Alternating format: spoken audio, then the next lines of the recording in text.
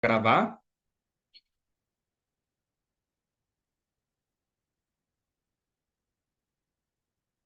Amém. Boa noite, quem está aqui assistindo a gravação, quem está aqui ao vivo. Nós estamos no encontro de palavra e oração.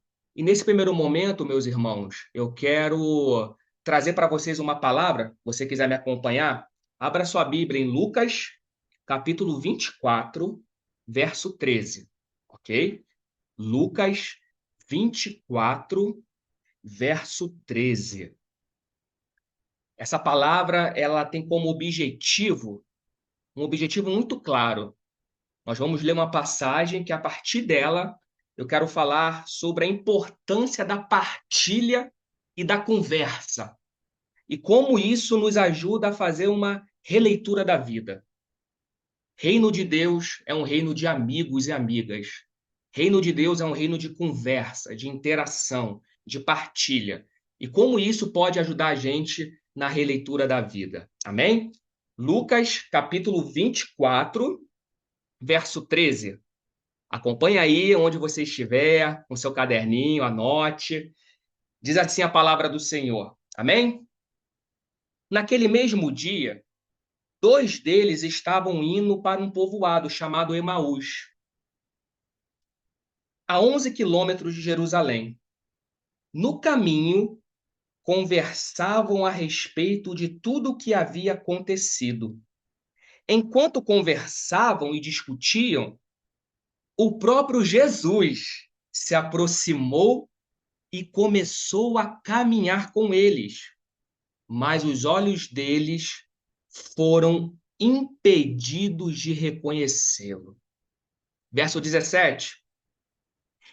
Ele lhes perguntou: sobre o que vocês estão discutindo enquanto caminham? Jesus jogou ali um verde, querendo saber qual era a notícia.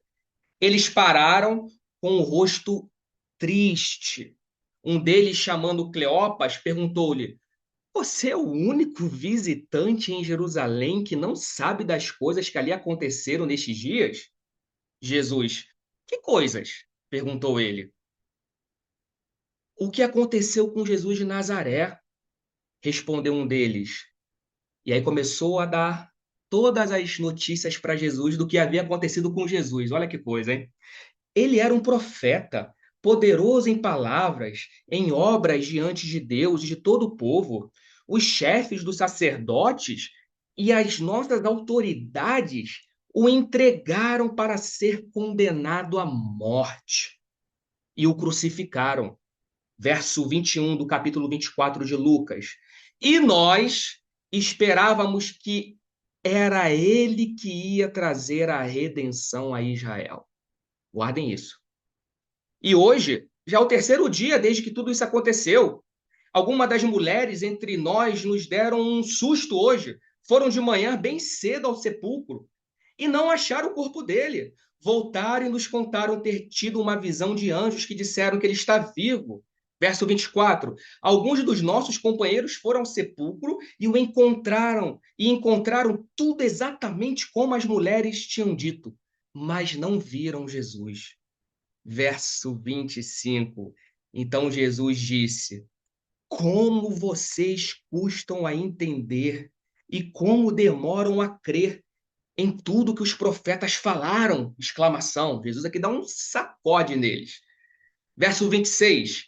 Não devia o Cristo sofrer estas coisas para entrar na sua glória? E começando por Moisés e todos os profetas, explicou-lhes o que constava a respeito dele em todas as Escrituras.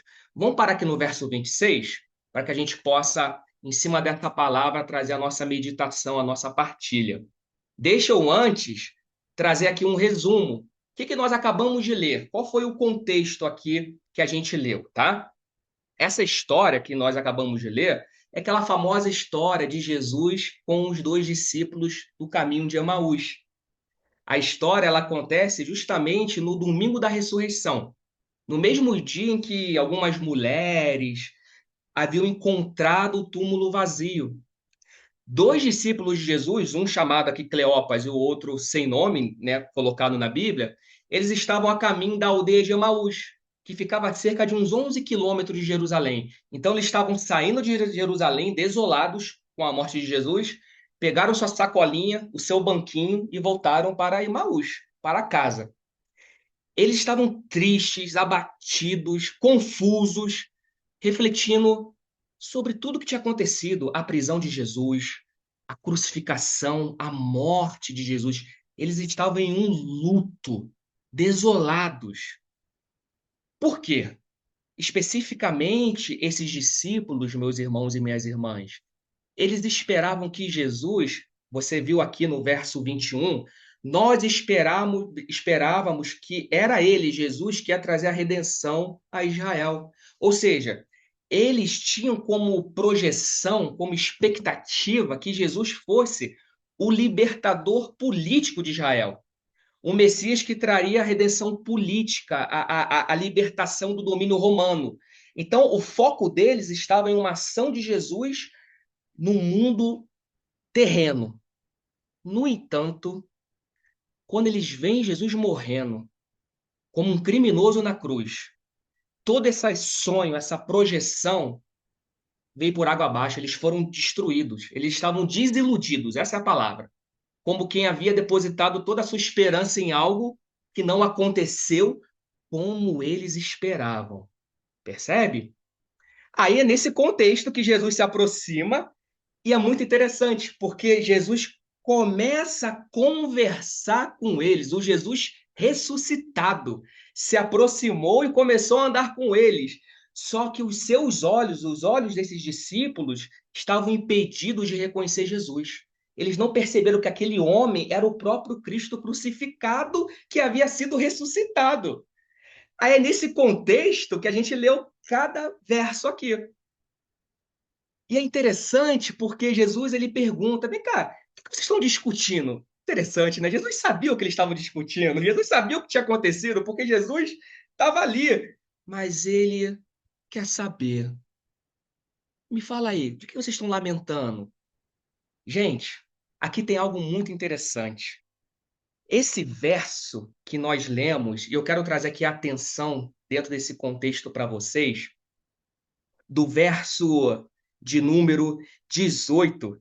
Porque um deles, chamado Cleopas, perguntou: Você é o único visitante em Jerusalém que não está sabendo do que aconteceu? Tipo, ele vira para Jesus, porque Jesus pergunta para ele: Vem cá, o que está acontecendo?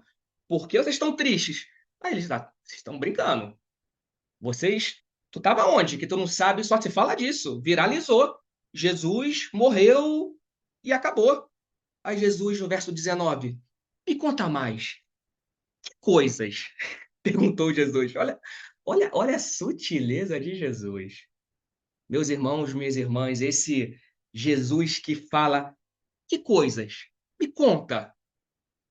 Aqui eu aprendo algo muito interessante, um Jesus que nos incentiva e que incentiva aqueles discípulos a falarem sobre os acontecimentos, mesmo Jesus sabendo tudo o que tinha acontecido. E veja, aqui está algo importante para a gente compartilhar em nosso momento de partilha e conversa. Porque quando Jesus incentiva aqueles homens a falarem à vontade, abertamente sobre os fatos, sem nenhum tipo de controle, no sentido de tentar induzi-los a falar de acordo com a narrativa que Jesus sabia que era correta. Jesus permite não apenas que aqueles homens, preste atenção, eles narrem o acontecimento da forma como eles acharam que aconteceu, mas também permite que eles expressem seus pensamentos, sentimentos e percepção em relação aos fatos. Esse Jesus é maravilhoso. O nosso Jesus, o nosso Deus é um Deus empático.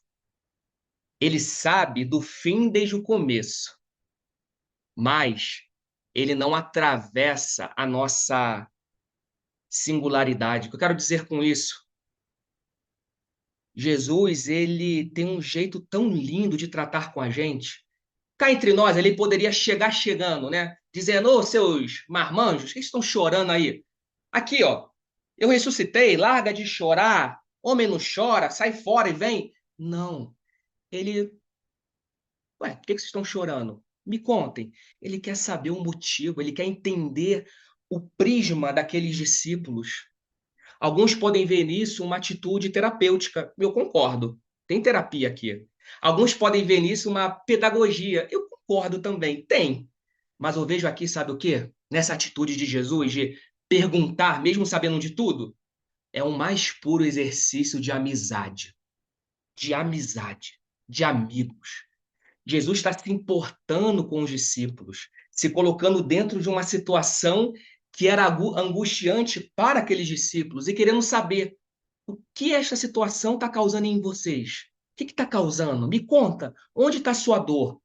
Mesmo sabendo que a sua dor está por conta de uma leitura não correta do que aconteceu comigo. Mas ele quer saber, porque aqueles discípulos precisavam elaborar as suas percepções. Que isso tem a ver com esse nosso encontro aqui de palavra, conversa e oração? Tudo, gente. O reino de Deus é um reino de amigos. Anotem isso. Eu tenho falado muito aqui com vocês sobre a fé do afeto, aproximação que gera aproximação, pertencimento, porque aqui está a diferença, meus irmãos e minhas irmãs, entre cuidado e curiosidade. Eu não sei vocês aí, tá? Mas assim, pensa comigo, pensa aí, eu boto aqui no chat. Se vocês conhecem pessoas que, quando vê que você está passando por uma situação, ela quer saber o que está acontecendo, mas só por curiosidade. Curiosidade, sabe? Quer ficar por dentro da fofoca. Gente, quem deseja cuidar de nós se interessa pelo que está acontecendo em nós. Em nós. Já os curiosos, eles se interessam pelos detalhes, sabe?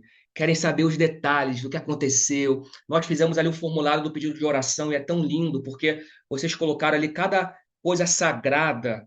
E a gente, aqui da IBAB, a nossa equipe pastoral, a gente entendendo o que está acontecendo em vocês. Em vocês. Porque é isso que nos atravessa. É isso que atravessa uma fé que tem afeto. Porque se a gente ficar só na curiosidade, sem querer ajudar, a gente vira um amigo de Jó. Vocês conhecem um amigo de Jó? Sabe o Jó da Bíblia?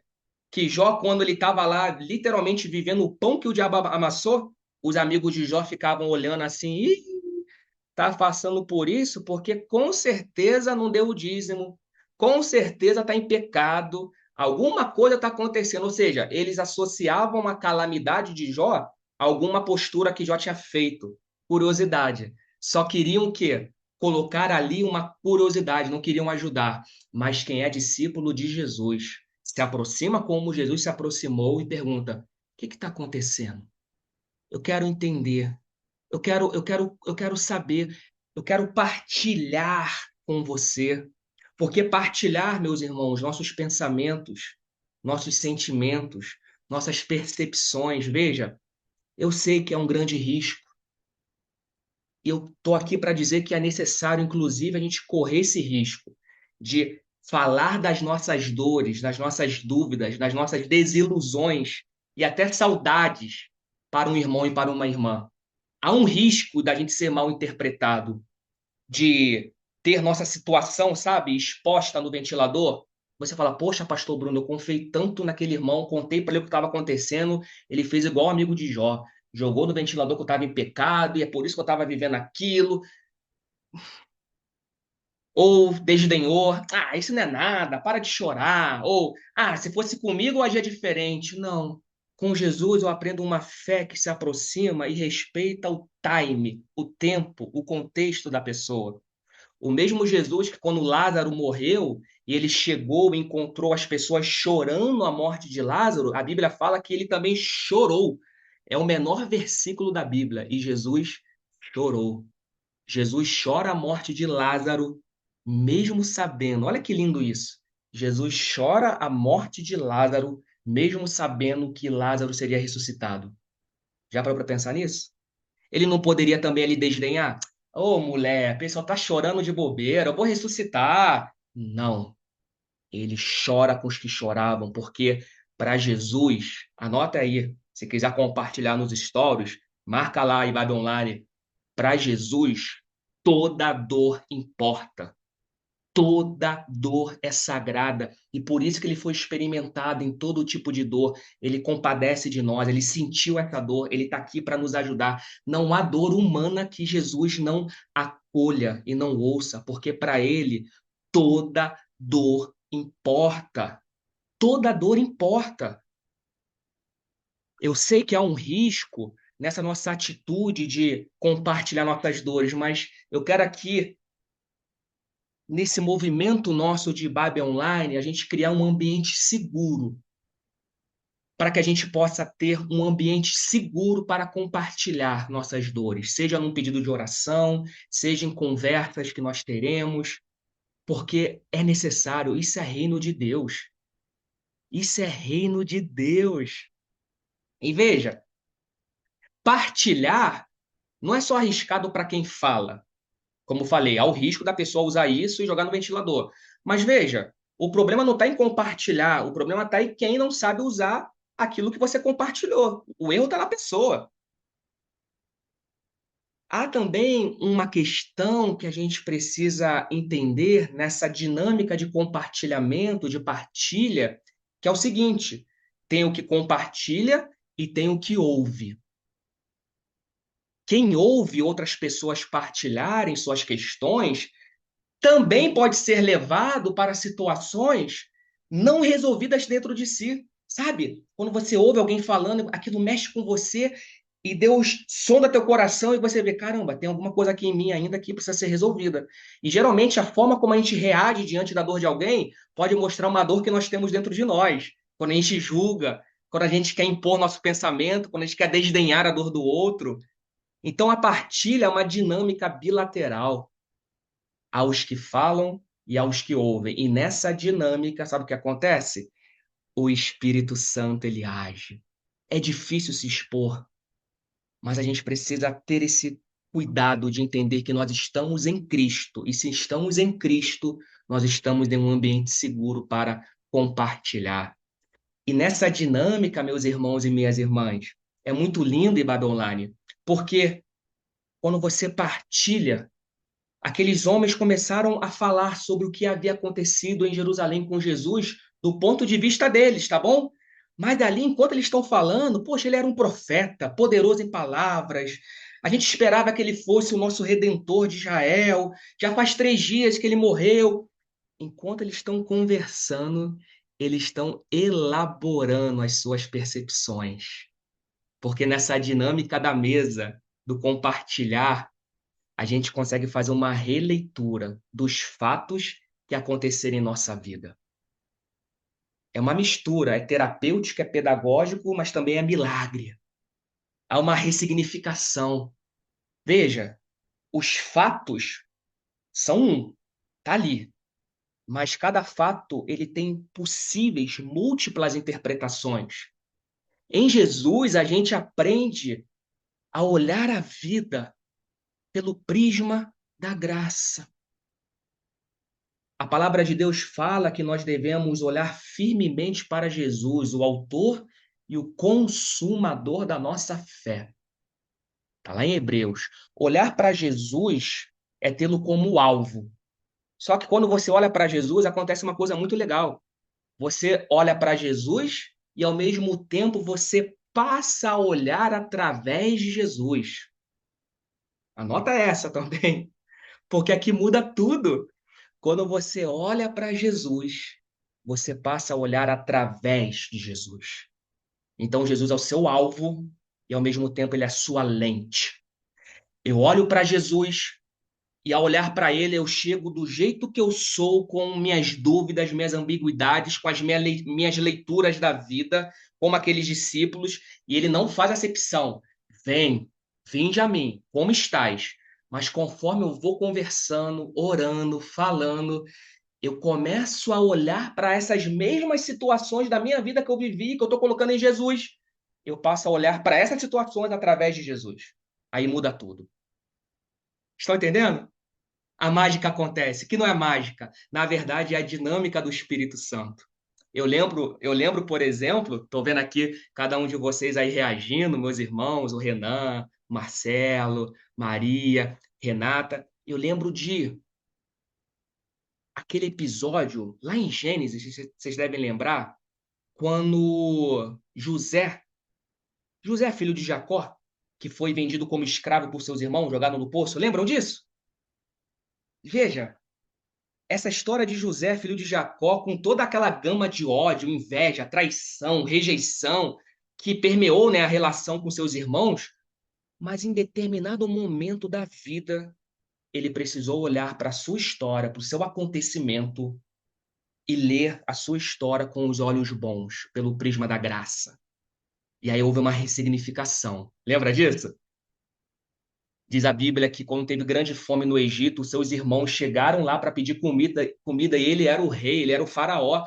Aí ele traz aquela célebre frase para os seus irmãos. Veja, José poderia ali mandar matar seus irmãos, mas ele fala: não foram vós que me venderam para o Egito, mas foi Deus que me enviou adiante de vós para preservar a vida na terra. Ressignificação. Nesse momento, houve ali uma ressignificação dos acontecimentos. E aqui na história de Emaús, nós estamos com dois discípulos que precisam urgentemente ter uma ressignificação do acontecimento. Porque, veja, no verso 19 ao 26, antes dos discípulos falarem sobre seus sentimentos, suas percepções, aqueles caminhantes de Emaús, eles já chegaram chegando diante de Jesus. Quando eu falo chegar chegando, chegou com força, sabe? Não deu nem tempo de Jesus respirar. Eles já colocaram diante de Jesus as suas crenças e percepções. Ou seja, ó, diz aqui no verso 19, ó, tu não tá sabendo o que aconteceu, ô homem peregrino? Sem saber que era Jesus, né? Ó, ele era um profeta, poderoso em palavras, em obras diante de Deus e de todo o povo. Em nenhum momento fala que Jesus era um Messias, só fala que ele era profeta e homem poderoso, mas Jesus é Deus. Então aqueles homens, eles não tinham ainda a visão messiânica de Cristo como sendo filho de Deus enviado à terra, mas sim como um enviado político, libertador, socioeconômico para aquela situação. Percebe? E nós esperávamos que era ele que ia trazer a redenção a Israel. Aqui está mais um ponto. Em nossas partilhas e conversas e orações, geralmente, o que atrapalha a gente é que ao abrir o nosso coração, a gente, ao invés. Isso pode acontecer, tá? Quando fala a gente, nós somos seres humanos. Ao invés de a gente expor nossos sentimentos mais genuínos e essenciais, a gente coloca na frente dos sentimentos nossas posições teológicas, ideológicas, nossas certezas absolutas. E aí cria o quê? Nossos próprios absolutos, entende? E isso bloqueia. Não há, não há espaço para o fluir da vida.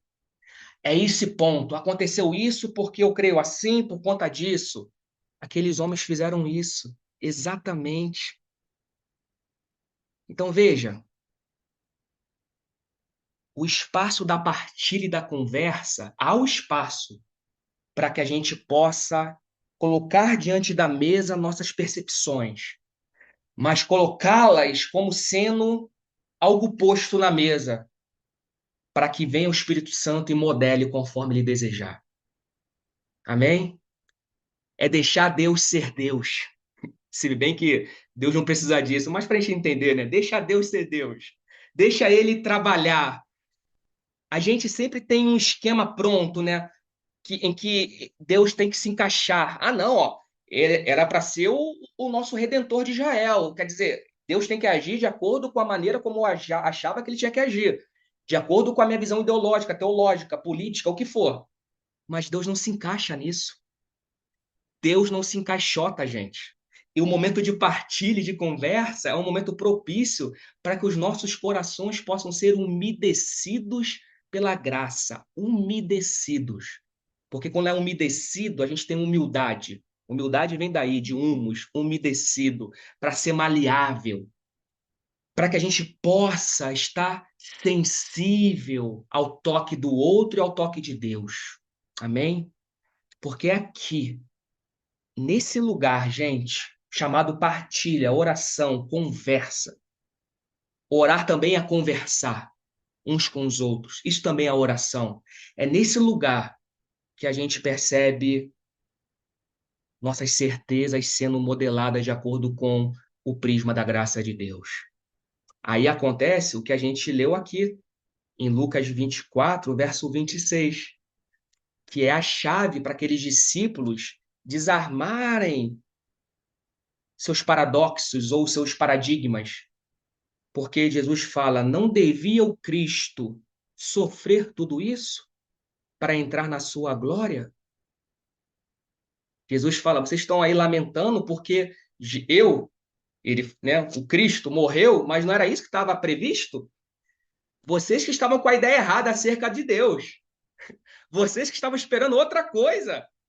E meus irmãos, minhas irmãs, nós hoje, nós estamos aqui agora, nesse lugar virtual aqui, que é real, ok? Diante de uma realidade, de uma conversa, diante da mesa com Cristo, porque Jesus quer corrigir nossas falsas imagens de Deus. Jesus, nessa noite, nos reuniu aqui para a gente conversar, partilhar, para que Ele, através do seu Espírito Santo, possa corrigir nossas falsas imagens de Deus, nossas interpretações parciais dos acontecimentos dos últimos dias, que foi o que aqueles homens estavam vivendo ali. Eles tinham uma interpretação do fato. Como eu falei, o fato é o fato, mas ele tem várias interpretações. E Jesus quer que a gente corrija nossas falsas imagens de Deus. E somente assim, ao lado dele, com essa abertura para a partilha, conversa, lugar de humildade, onde a gente tem liberdade para expor nossas certezas, nossas posições, mas não colocar isso à frente de nossos sentimentos. É aqui, nesse lugar, nessa abertura para a partilha, que o nosso coração pode voltar a arder, meus irmãos e minhas irmãs. A arder para sentir a presença do Cristo, a presença do amor. E a partir disso, aconteceu uma releitura dos últimos acontecimentos. Entender o que aconteceu e o que está acontecendo em sua vida e acolher isso. E mais, eu vou além, porque é nesse lugar chamado oração, conversa e partilha de um Jesus que, mesmo sabendo do fim desde o começo, pergunta: o que aconteceu? Me conta onde está a tua dor. Chora com a gente.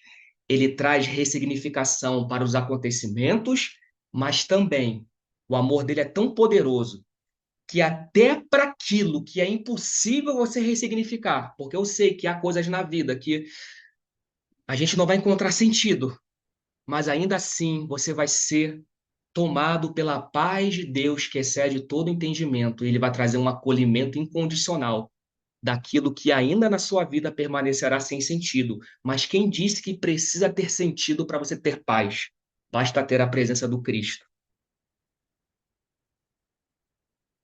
É esse lugar que a gente precisa construir. Isso aqui é só um início.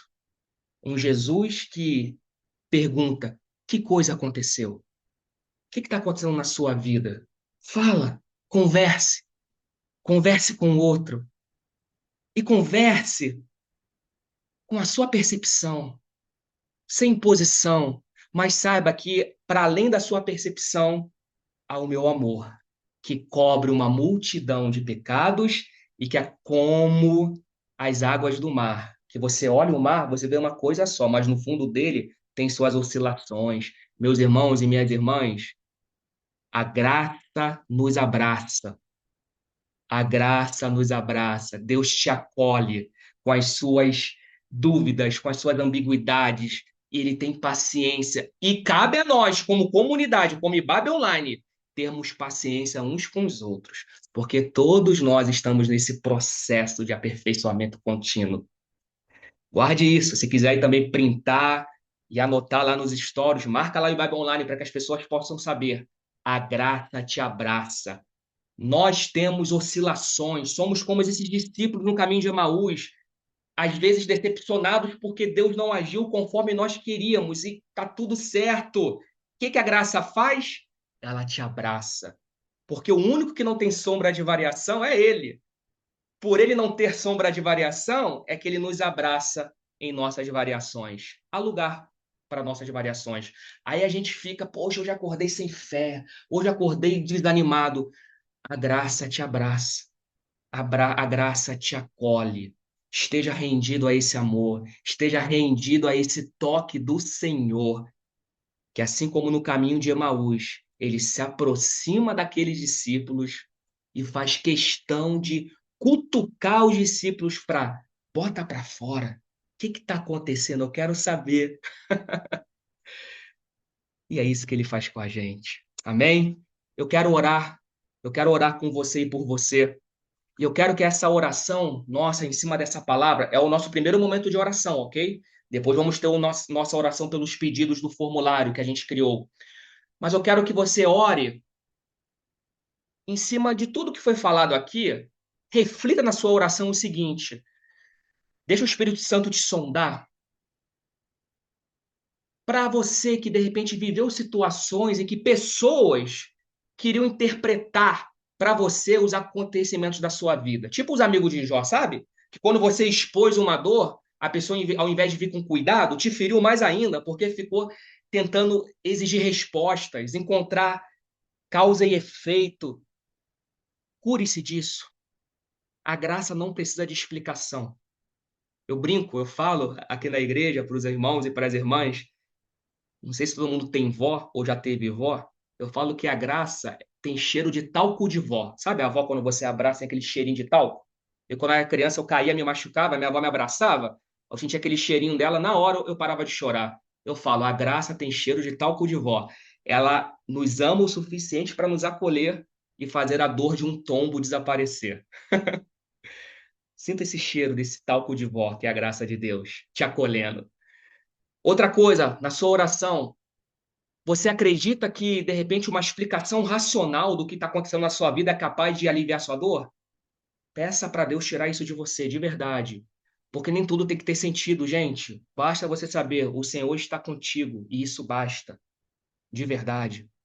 E mais, se você já compartilhou sua dor com uma pessoa errada, coloque isso diante de Deus também. Não fique se remoendo, não fique com esse ressentimento. E em nome de Jesus, vamos orar também para que haja uma releitura da sua vida pelo prisma da graça. Que você olhe para os acontecimentos dos últimos dias, assim como aqueles homens, e possam, apesar da sua percepção, vir a graça e trazer a lente do amor. Talvez você vê o fato, mas Deus faz ver o propósito e o amor, o sentido e a paz. Vamos orar? Você pode orar comigo nesse momento? Amém? Senhor, meu Deus e meu Pai, Deus, obrigado porque o Senhor está conosco nessa nossa peregrinação. Quantos nós somos como esses homens no caminho de Emaús, vindo de Jerusalém, voltando para casa. Jerusalém representando o lugar onde nossa decepção aconteceu. No caso deles, o Cristo morreu e não o salvou como eles achavam que ia salvar. Aí a gente volta, tristes, decepcionados, desiludidos com os homens, com a religião, com o sistema religioso, com pessoas. Mas obrigado, porque nessa caminhada o Senhor aparece. E ainda que a gente não te reconheça, o Senhor conhece a gente e se aproxima e nos chama para conversar. E na conversa, o Senhor nos ajuda a elaborar os acontecimentos, talvez não de forma instantânea, mas o Senhor inicia processos que, uma vez iniciados, o Senhor, que foi poderoso para começar, é fiel para completar. Que aqui seja esse lugar, Pai, um lugar de mesa, de partilha, onde a gente possa iniciar processos de cura, processos de novos olhares para com a realidade. E que dentro disso possamos contar com a tua graça que nos abraça, com a tua graça que nos acolhe, o Senhor para conosco e que nós sejamos também a graça do Senhor uns para os outros. Que a IBAB Online, que a nossa sala do Zoom, a nossa comunidade do WhatsApp e tantos outros movimentos que vamos criar daqui para frente, seja essa grande nuvem de partilha, de oração, de conversa, onde possamos nos encontrar no Senhor e ali vivermos a dinâmica do teu amor, Pai. Que cada coração que esteja sangrando por ter compartilhado sua dor com a pessoa errada na hora errada seja, Pai, tocado pelo bálsamo da tua graça e que ela não venha perder a fé no Senhor e a fé nas relações, porque o Senhor é um Deus de amizade, de amigos. Ah, Deus, que aquilo que ainda não está tão claro, está confuso, que a tua graça possa, como um colírio, pingada em nossos olhos, para nos fazer enxergar com os olhos bons os acontecimentos da nossa vida. E ver a tua mão, e ver o teu propósito, e ver a tua direção cuidando de tudo, Pai. Até para aquilo que a gente não encontra sentido, porque há dores que são inexplicáveis, mas até para isso a tua graça nos acolhe com um amor incondicional e faz a gente acolher esse sentimento e aprender a viver com ele. É isso, Pai. Obrigado pela tua mesa, obrigado pela tua graça, obrigado porque o Senhor é um Deus que não desiste de nós e que assim também nós não venhamos desistir uns dos outros. Em nome de Jesus. Amém, amém e amém. Amém. Glória a Deus. Amém, Senhor. Glória a Deus.